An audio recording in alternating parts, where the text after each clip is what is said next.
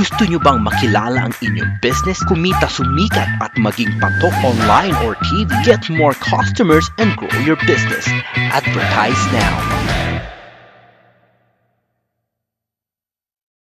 From the studios of Litter News Philippines, Errol Dakame of Kamao Asset.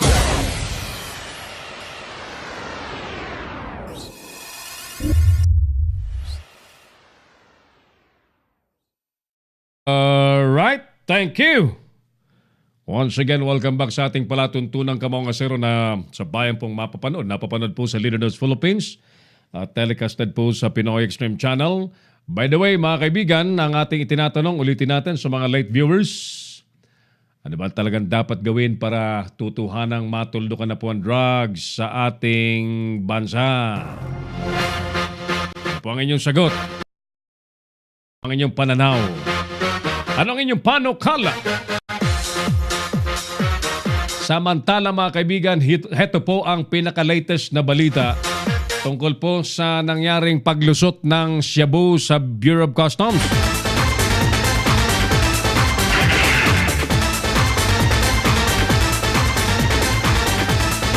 Nagsampa na ngayon ang National Bureau of Investigation or NBI ng kasong kriminal laban sa mga sangkot sa pagkakalusot po ng magnetic lifters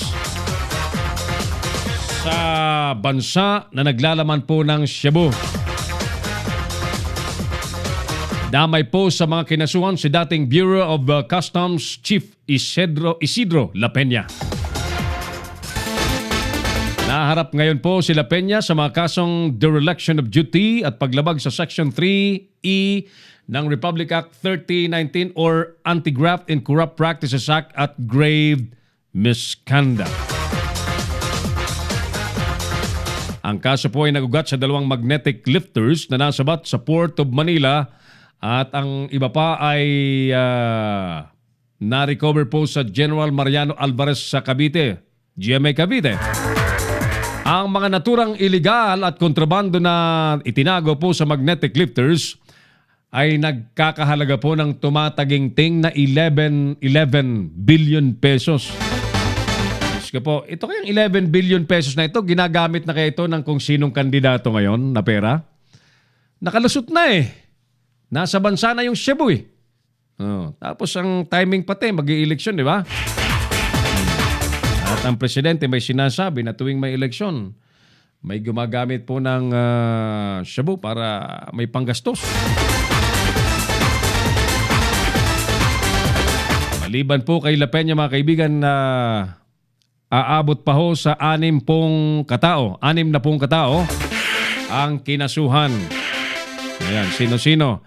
Kabilang po sa mga mananagot sa importation ng illegal drugs at graft and grave misconduct, sina dating Philippine Drug Enforcement Agency Deputy Director General Ismael Fajardo Jr., dating PNP Anti-Illegal Drugs Group OIC Senior Superintendent Eduardo Asierto, dating Customs Intelligence Officer Jimmy Guban at Police Inspector Lito Pirote at Joseph Di Mayoga.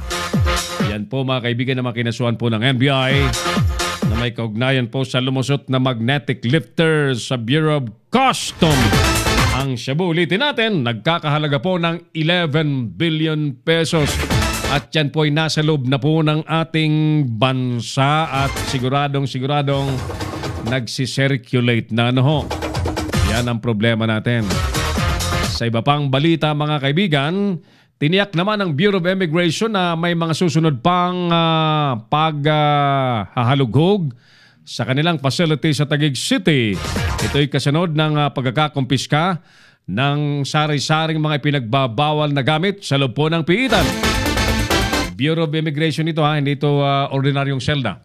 Kabilang sa mga nakuha sa mga pasilidad ay sa pasilidad ay ang mga cellphones at kung ano-ano mga accessories, portable air conditioning units, portable wifi, mga kutsilyo, tubo, gunting, laptops, DVD players, mga baraha at lighters. Isinisi naman ni Immigration Commissioner Jaime Morente sa mga nakalipas na namuno sa immigration dahil pinapayagan ng mga Nakakulong na dayuhan na magpasok po ng gadget sa detention facility.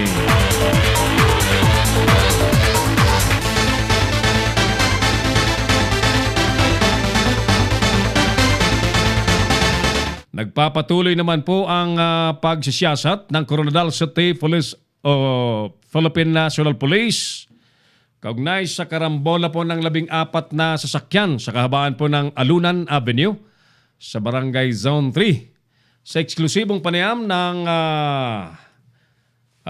ating mga kasama kay Cedric Gabi Lagon ng Coronadal PNP. Sinabi nito kabilang po sa mga nagkarambolang sakyan ang 3 pickup truck, 3 multicab, 2 SUV, 1 dump truck, 3 tricycle at 2 motorsiklo. Ayan, so 14 po ang sugatan sa naturang aksidente.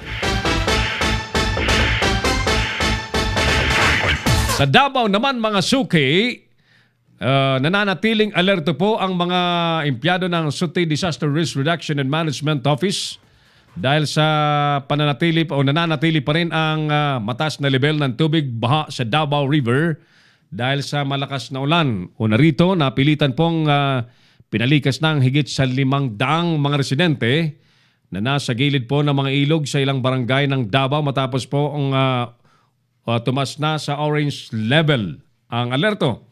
Ilan sa mga apektadong residente ay ang mga nakatira sa barangay Calyawa at ang malapit sa Bunawan River.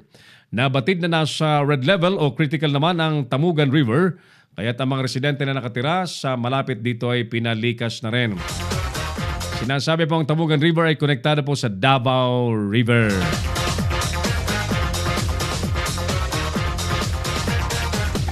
Ilan pang mga suki nating nakasilip sa ating palatuntunan. Drug test sa mga kandidato, sabi ni PJ Cabrera.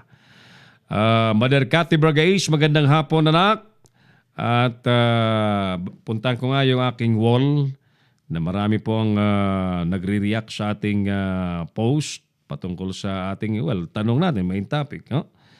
Para maaga pa mabasa na natin at madalas mahaba po mga reaksyon. Ano? Where are they? Ito. Okay. Rosemary Consulta Garcia, sabi niya, pinsan ko daw na announcer yan, kilalanin ko nga. Sino kaya yon? Paul Likwanan, death penalty. Ayan.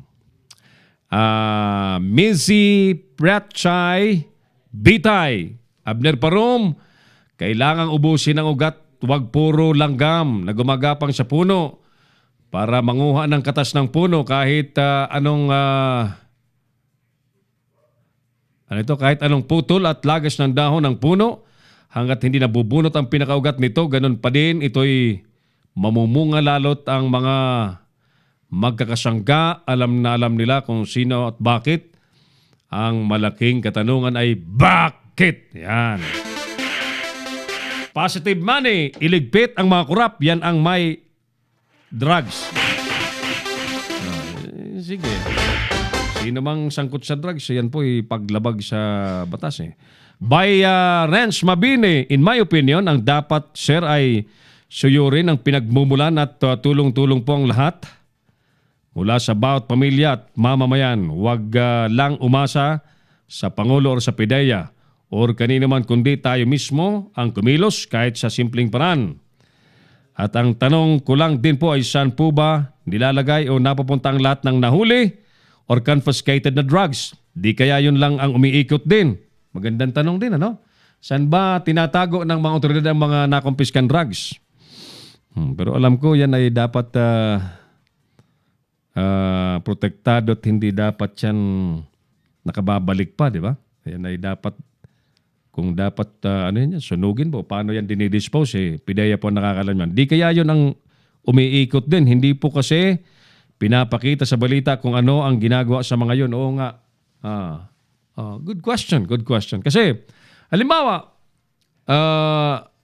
for the whole year of 2018, may nakita ba kayong balita na yung PIDEA ay dinispose, sinunog, nilusaw, tinabunan o anuman yung mga shabu na kanilang nakumpiska? Wala tayong balita. Wala nga.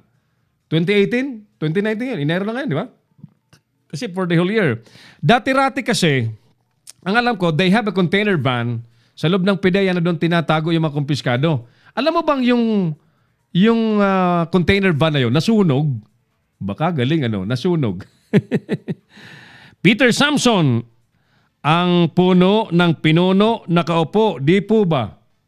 Nako, ayan, mabigat yan. Ray Fernandez, patayin ang mga drug lords, lalo na ang mga generals na sangkot. Dapat firing squad. Yan, sabi ni Ray Fernandez. Si John Del Rosario, Idol John. Ito'y dating ABS-CBN reporter ito. Idol, ganang akin, dapat ibalik ang death penalty. Ito'y paraan upang magkaroon ng takot ang sino mang magpasok, magdala, gumawa ng droga sa bansa natin. Tulad noong firing squad, si Lim Shing, sa droga din yun. Di ba halos nawala ang droga ng mga panahon na yon? Dati, sabi in check, ikaw pasok droga, Pilipinas, kapag huli ka, okay lang. Kaya bayaran o kung hindi, okay pa rin. Libre bahay, pagkain at may bantay pa. Pagkatapos ng firing squad, pare, huwag ka pasok, dala ka, gawa droga, Pilipinas, kapag huli ka, sigurado firing squad. Oo nga. Yan na nangyari. So, sige. Si Ma'am Malu Vergara dyan sa US, sabi niya, dapat Sir Errol kalusin mismo ang mga puno para ma-stop na kaso ang nangyayari. Mga sangalang ang inaalis. Dapat yung roots muna bago branches or trunks para mawala po. Ayan, marami ito. Ed Rab, medyo mahirap yan, matagal na laban yan sa dami ng talamak. Kahit mga nagkakamatayan yan, sige pa rin sila sa paggamit at pagbenta. Si Idol Ronald Ronnie Ayangco Ramos ng DCXL, sabi niya, patayin ang ugat. Yan, dapat ugat talaga ang tirahin. Yan, sino bang ugat? Saan ba yan nagmumula? Alam na yun eh. Alam na eh. Pero tingnan natin kung paano ang gagawin nila. Pero kung itutuloy ng susunod na presidente ang laban, baka sakali maubos yan. Nelson Perez. Ayan, tuloy tayo. Yung mga sagot po nila ay sa ating tanong, ano ba dapat gawin para tutuhanang matigil na ang illegal na droga sa ating bansa? Hi. This is from... saglit ha. Yung ating kaibigan sa Subic Broadcasting Corporation, si Tet Marzan. Yung station manager nila, tumatawag sa akin. Tet, saglit lang ha. I'm gonna pause for a break. Saglit. Alright. Balikan ko po kayo mga dear viewers. Makasuki pagkalipas po ng ilang importanteng paalala. Magbabalik si Errol na kami sa Kamaong Asero. Bring your business over 1 million TV or online. Reach your target customers anytime, anywhere. Your brand on TV or on the web. Get more customers and grow your business. Advertise now.